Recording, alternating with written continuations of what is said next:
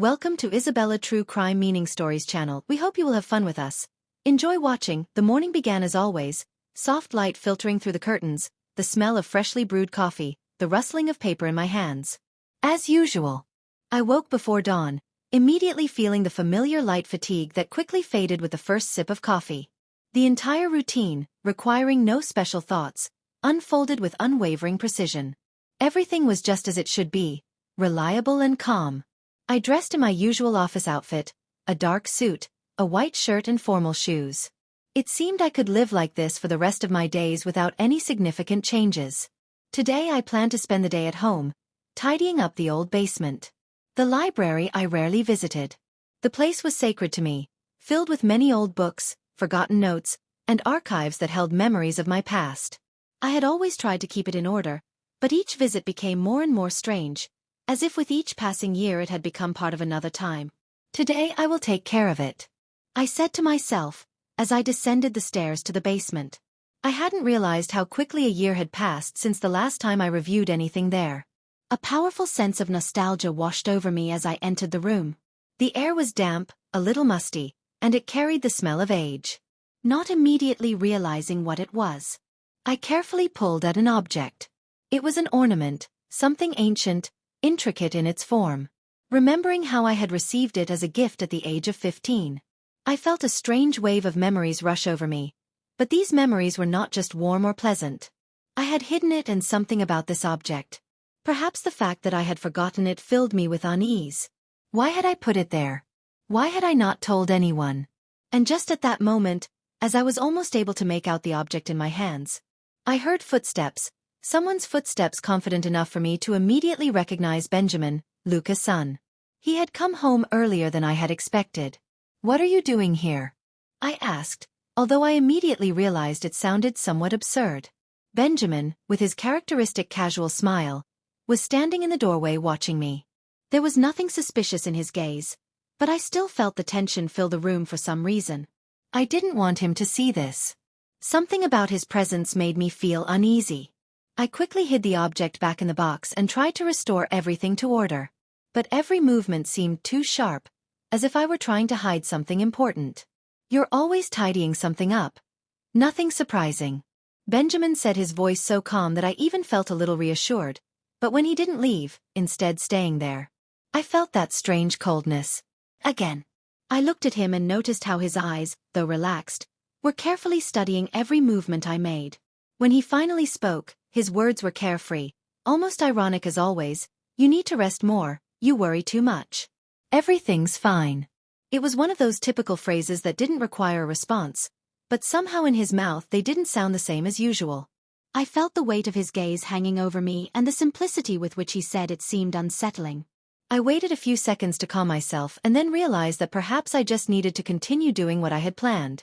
But in my mind, thoughts kept swirling about how something invisible had arisen between us, something I couldn't understand, and every time Benjamin was near, that feeling grew stronger, as if his presence filled the space around me, making me feel out of place. "Are you looking for something?" His voice broke through my thoughts again. I nodded, trying to smile, but I knew that everything he had said had already made me feel uncomfortable. After that incident, I tried to return to my usual routine. All I needed to do was prepare dinner, set the table and spend the evening with Lucas, just like in the past few years. Nothing difficult, just ordinary family matters. However, at some point I realized that thoughts of Benjamin were starting to break through, preventing me from focusing on what I was doing. It was like an intrusive feeling that wouldn't let go. I stood at the stove, chopping vegetables, and time and again felt his gaze like an invisible weight in the air. I couldn't understand why, but Benjamin no longer seemed the same. His behavior had become persistent. His words slightly strange, as though he was beginning to see something in me that I didn't see in myself. His presence in the house had become more noticeable when he was around. His glances didn't just slide over me. They seemed like they were trying to penetrate deeper into some invisible layers of my consciousness. "You always worry too much. Haven't you noticed that?" His words hit like a hammer, and I felt an odd unease take hold of me. How many times had I told myself to relax, not be so strict? But now his question seemed not just a remark but an accusation. There was no reproach in his voice, but his gaze held an insistence, something new that made me feel out of place. I tried to remain calm and focus on preparing dinner, but every gesture of his every glance seemed to disturb my peace. He stood nearby, not turning away, watching every move I made. At some point it began to feel like he wasn't just observing but searching for something, understanding something that I wasn't aware of myself. I felt my body react to his proximity, the same cold I couldn't explain, lodged in my C*******T. I looked away and quickly returned to chopping vegetables, trying to regain control. But each time I met his gaze, it became harder to maintain the appearance of calm. It was as if he could read me, and at some point I realized that his attention had become so intense that I could no longer remain indifferent. There wasn't a single day when he wasn't nearby. He was increasingly becoming a part of my space. My thoughts, an inseparable detail of what had once seemed harmless and familiar. One evening while preparing dinner, I noticed that Benjamin was in the room again. He had entered the kitchen so quietly that I didn't immediately see him. He stood there in the corner of the room, motionless, as if he were just watching. I could feel his presence even without seeing him. It was a strange sensation, as if the entire kitchen was filled with his attention. He didn't say a word, but I knew he was there and it made me nervous. I tried not to pay attention to him, continuing my work. I was chopping meat, stirring the pot, but it all felt foggy. He didn't move, he just watched. I couldn't shake the feeling that his eyes weren't just following my hands, but scanning every thought in my mind. For some reason I couldn't concentrate. I couldn't understand what had changed, but his presence had become heavy like the room itself, filled with his silence. "You always worry so much, haven't you noticed?" His words sounded almost reproach, as if he knew more about me than I knew myself.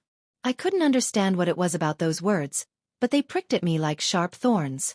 They exposed some deeply hidden feelings I had been trying to ignore. I could feel myself losing control, as if everything I thought I knew about myself, about our relationship, was beginning to crumble. I kept chopping vegetables, unable to stop this inner struggle. He didn't leave. I could see how his eyes followed my hands, how he evaluated every movement I made as if everything I did mattered to him. It was strange because he had never paid so much attention to my actions before. And now every step I took under his gaze seemed important, as if he were trying to understand me through every motion. It became hard to breathe. I tried to ignore him, but it was becoming increasingly difficult. Every word, every glance sparked a multitude of questions in my mind, questions for which I had no answers. I didn't understand what was happening between us. Why was he so close? Why was he watching every movement I made? I felt my heart begin to race. I couldn't stay calm anymore, and I needed to say something. "Benjamin, what do you want?" The words slipped out on their own. I immediately regretted saying them, but I couldn't take them back. He froze his gaze, deepening as if he understood I was on the edge of something but didn't know how to help. He smiled as always, but there was something different in that smile, something that made me feel vulnerable, as if I had suddenly become too transparent for him. "You think I want something?" His question was innocent, but in his voice was such certainty that it made it hard for me to breathe. I couldn't believe this was happening, that he could see into my thoughts, into my feelings, things I hadn't wanted to admit to myself. I looked away and returned to my work, but the tension in the air didn't dissipate. On the contrary, it only grew, and every time I met his gaze, I felt myself losing myself more and more. Several days passed, and I noticed that every time Benjamin appeared in the room, it became harder for me to breathe. His presence had become almost tangible, as though he had filled every corner of my space. I tried to avoid him to keep my distance, but more and more often he was nearby. In the kitchen, the living room, the hallway, his words were becoming more insistent, and in his gaze I began to sense something I found hard to interpret.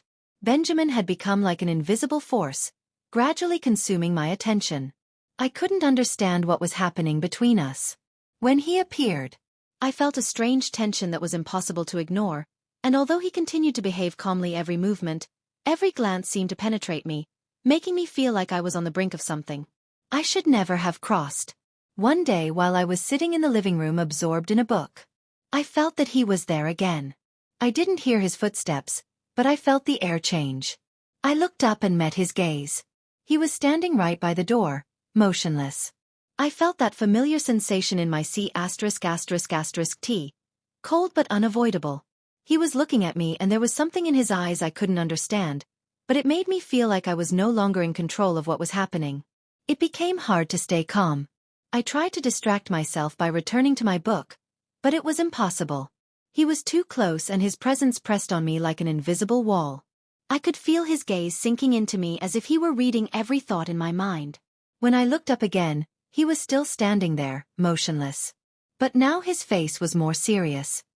He remained silent, but his gaze spoke louder than words. I couldn't understand what he wanted to say, but I felt how the silence filled the air. He didn't look away. It became unbearably hard to stay seated. I stood up feeling how my legs grew heavy. For some reason, it seemed like I couldn't step away from him. I couldn't breathe and it was no longer just strange. It was frightening. You can't stay within these boundaries for long.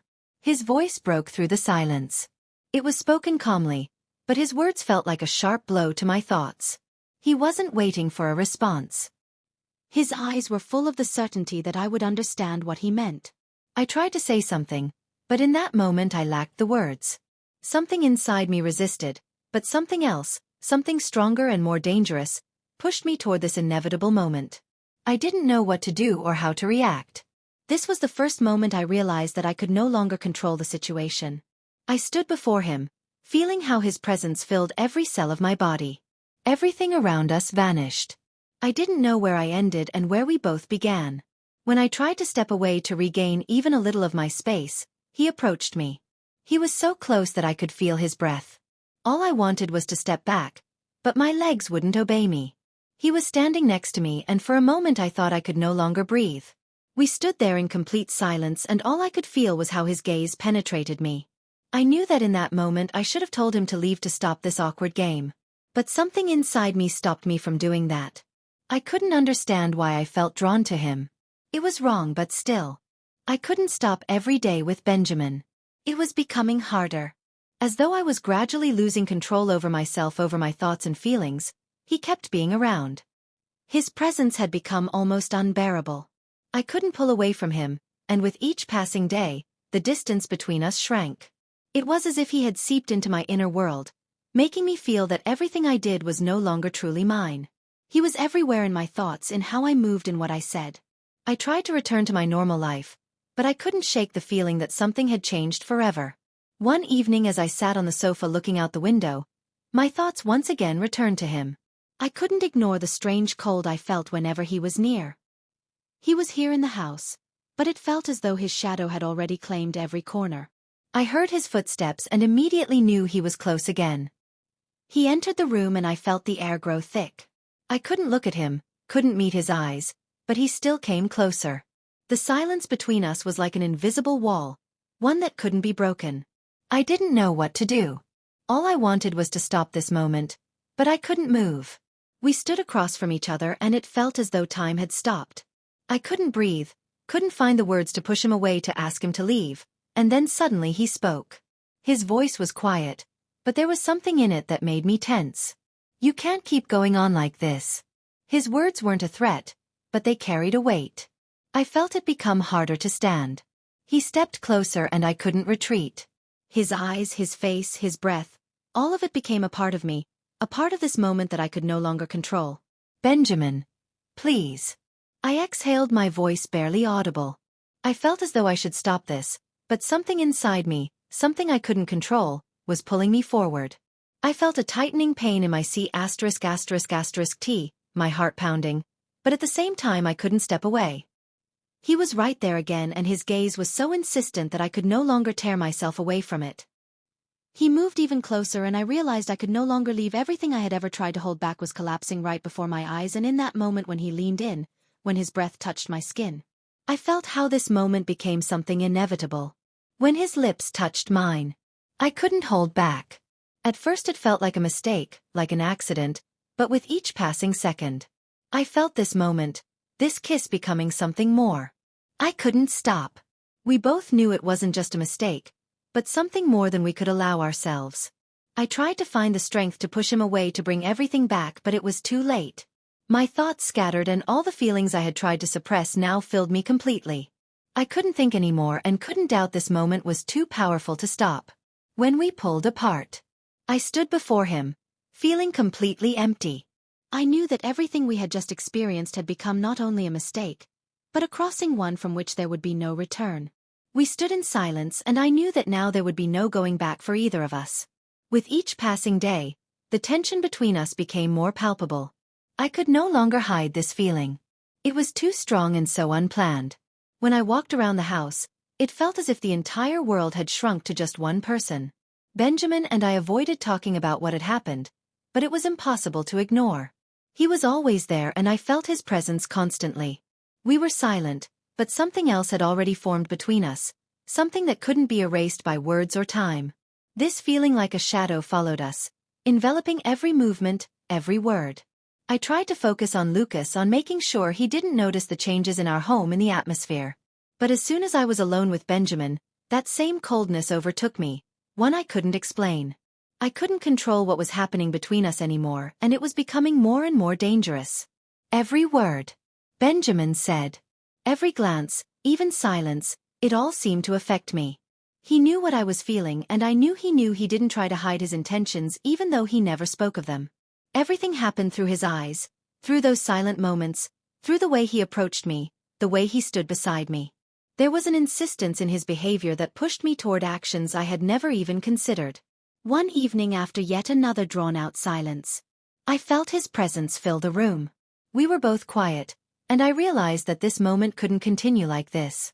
All I wanted was to stop the tension, to find a way to set everything back in its place. But I couldn't. "What are we going to do about this?" I said the words aloud, almost breaking down but holding back the anxiety that was swelling within me with each passing second. He looked at me, and in his eyes there was such certainty, as if he already knew the answer to that question. His gaze was calm, but filled with the knowledge that something had changed. He didn't answer immediately, but his silence spoke more loudly than any words. He stood there, and it seemed as though this moment should end. But I didn't know how we stood in complete silence, and I felt my thoughts circling around that question like an uneasy shadow, not allowing me peace. I couldn't go on like this. I couldn't allow myself to, but at the same time, something inside me pulled me back to that moment, to those eyes, to that gaze that had already become a part of me. "We need to decide what to do next," he said. At last, his voice calm, but there was an inevitability in it. "We need to end this." I exhaled, more to myself than to him. I realized I couldn't hide from this truth anymore. My words hung in the air, and although I tried to sound decisive inside, I was wavering. I understood that perhaps this was the only right decision, but it didn't ease the heaviness in my heart. I was afraid of what would happen next, but even more, I was afraid of remaining in this state of uncertainty where we were both stuck in place. "You're right," he said, and I felt the tension that had hung between us for so long begin to recede. But it didn't disappear. It was still there, lingering. We both understood that now, having taken this step, we needed to sever ties, so we wouldn't lose any more. We both knew that no decision could bring us back to the moment when everything was how it was supposed to be. I looked at him, and everything inside me felt empty. We stood at the crossroads of this moment, ready to say goodbye not only to each other but also to the versions of ourselves we once were. We both understood that nothing would ever be the same again, and that now this chapter of our lives was closed forever. If you enjoyed this suspenseful story and want to hear more, please make sure to like, subscribe, and hit the notification bell for more thrilling content.